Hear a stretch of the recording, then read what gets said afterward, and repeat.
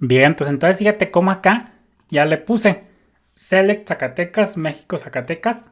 Esto fue a lo que se redujo nuestra subquery, esta que tenemos por acá, nuestra subquery.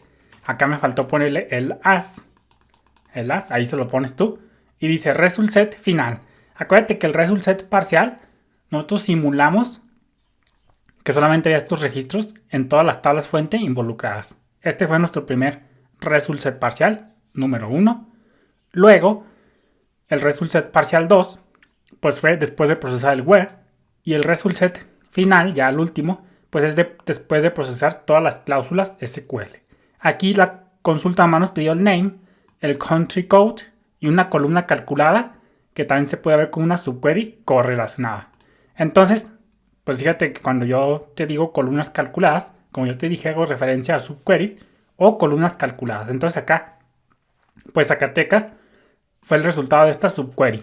Por consecuencia, el result set final, acuérdate que aquí ya veníamos con nuestro result set parcial con este registro, pues como nomás pedimos 3 columnas, pues se descartó la columna ID, la de México, la de District y la de Population, y nomás agregó la de Name, todo muy bien, la de Country Code, aquí está, y la de columna calculada que fue una subquery. Esta que la tenemos, la agregué yo justo por acá.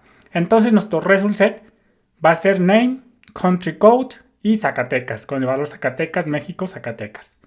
Entonces con esto hemos desmitificado cómo se procesan las subqueries. Si no entendiste lo referente a las subqueries, no te preocupes.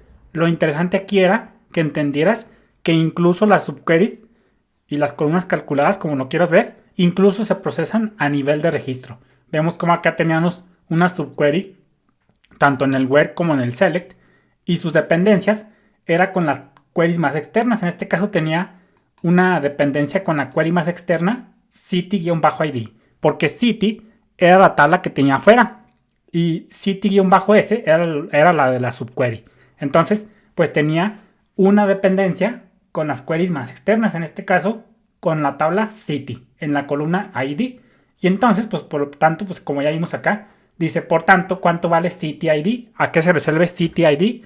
Pues sácalo del registro que estés procesando en ese momento. Entonces, en ese momento nosotros simulamos que estamos procesando este primer registro. Por consecuencia, City-ID se iba a reducir a 113. Entonces, la subquery ya sustituida se iba a correr, se iba a ejecutar con ese valor ya resuelto, con ese valor sustituido.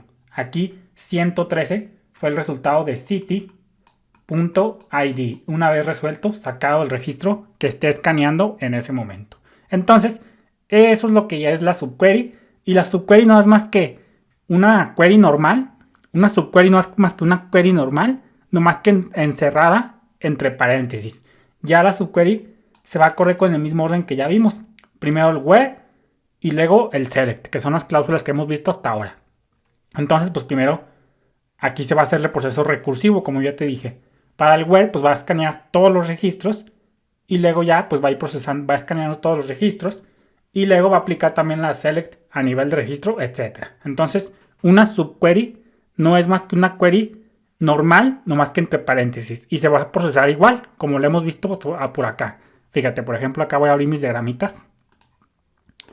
Como nosotros ya vimos, hicimos el diagrama de where.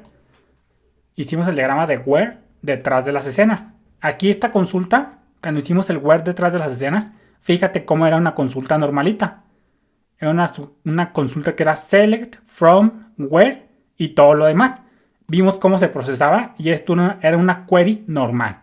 Pero una subquery como esta que tenemos entre paréntesis, paréntesis, paréntesis, select name from city, city-s, se procesa, haz de cuenta que igual como lo vimos por acá, que una query normal. Aquí vimos cómo funcionaba el where detrás de las escenas, cómo se aplican las cláusulas a nivel de registro. Pues también una subquery se ejecuta igual, nomás que ella está entre paréntesis, pero el procesamiento es igual. Por eso acá ya no repetí esto. Esto mismo, lo de cómo se procesa una subquery, aplica como esto que vimos con una query normal. Entonces, dicho esto, pues como te digo, si no entendiste ahora sí que a ciencia cierta cómo funcionan las subqueries, no te preocupes, no era para eso. Nomás lo importante era que entendieras que las cláusulas SQL se siguen aplicando todas las cláusulas SQL se aplican a nivel de registro. Incluso las subqueries, las columnas calculadas, las subqueries correlacionadas, como las quieras ver, las subqueries en el where, vimos una subquery en el where y en el select, que es lo más normal. Pues a pesar de que no parezca, se siguen haciendo las dependencias a nivel de registro. Una subquery pues tiene dependencias con queries más externas, pero pues ahora sí que los valores a los que se resuelve la saca a nivel de registro. Entonces, pues dicho eso, vamos a continuar con nuestra cláusula where. Voy a abrir aquí Workbench. Y ya hemos dado mucho avance, porque ya sabemos cómo se procesa un select. Fíjate, ya vimos a ciencia cierta completamente la cláusula select SQL en sí misma. Ya lo vimos cómo funciona con distinct, que elimina duplicados. Ya lo vimos con all, que es lo por defecto. Vimos cómo se pueden poner en el select columnas normalitas. Podemos poner columnas calculadas, por ejemplo aquí population por 3. Podemos poner valores literales. Pues ya vimos por acá. Por ejemplo, si hacemos acá, vamos a abrir la base de datos. No tiene sentido. Y vamos a poner acá city. Podemos pedirle todos los registros. Y acá podemos pedirle el ID, el name.